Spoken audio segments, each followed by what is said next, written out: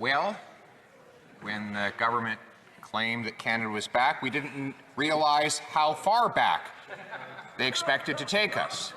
Today, Canada was trounced under this leadership by both Ireland and Norway at the UN. So I would ask any minister responsible for this failure to tell us how much did the government spend on its diplomatic campaign to lose a seat on the Security Council?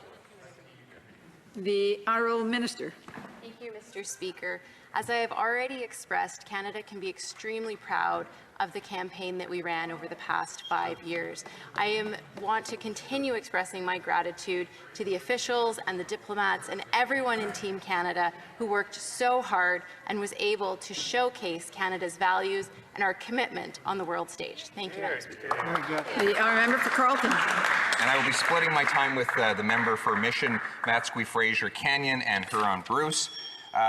That wasn't the question. The question was, how much did Canada spend on its failed campaign to secure a Security Council seat? How much? The Honourable Minister for International Development. Madam Speaker, the work that Canada does diplomatically is to advance our interests and our values and to share what Canada is doing on the world stage. We are committed to multilateralism. We are committed to continuing to work in the UN system to make sure that we can advance the interests of peace and security globally. Thank you, Madam Speaker. The Honourable Member for Carleton. How much did the government spend on travel and hospitality as part of its global failed campaign for a Security Council seat? How much? Honourable Minister. Madam Speaker, as the honourable member knows, Canada's work internationally is to advance human rights, it's to advance gender equality, it's to fight climate change. We do this work because we believe in a better— The Honourable Member for Carleton. The government spent prodigious fortunes traveling around, splashing dollars in all directions, trying to win over dictators and their diplomats at snazzy cocktail parties around the world. Canadian taxpayers deserve to know how much was spent on this global boondoggle. How much? Honourable Minister.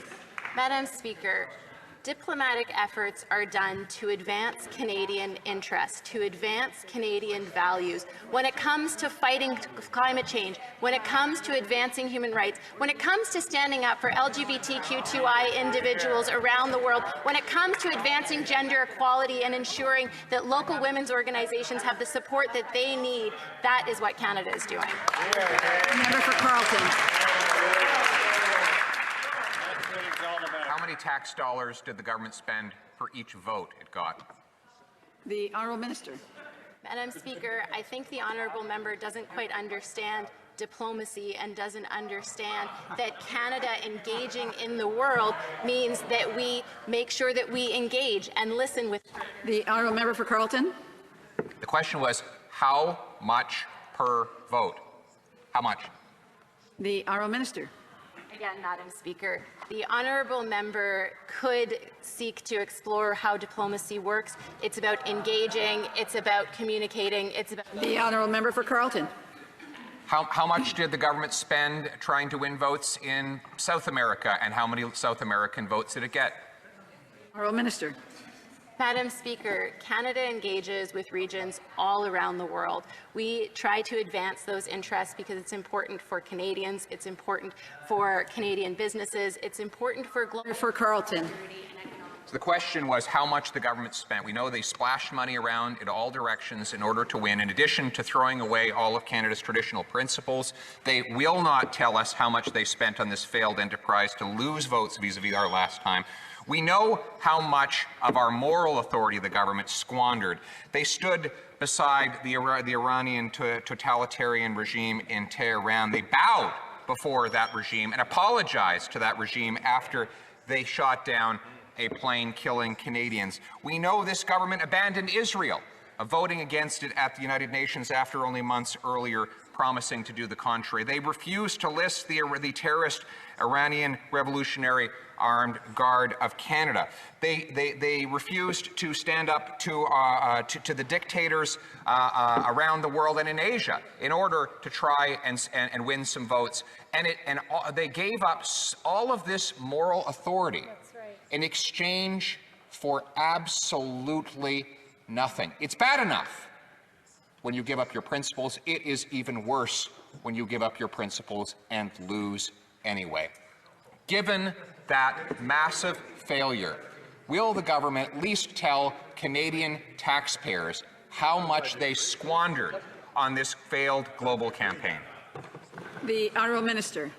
Madam Speaker, I believe that when Canada provides support to local women's organizations, that is not squandering money. Madam Speaker, I believe that when Canada provides funding for neonatal care in the Palestinian territories, that is not squandered funding. Madam Speaker, I believe that when we are engaging on LGBTQ2 issues, when we are engaging on climate change, when we are engaging on human rights around the world, that is not squandering Canadian resources, Madam Speaker.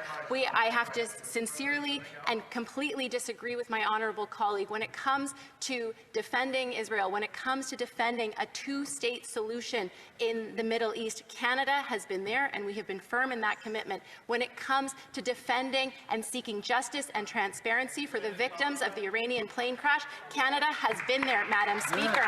Madam Speaker, Canada has not compromised on our values, and in fact, we continue to lead with them day in and day out. Thank you, Madam Speaker. The Honourable Member for Carleton. Lovely words.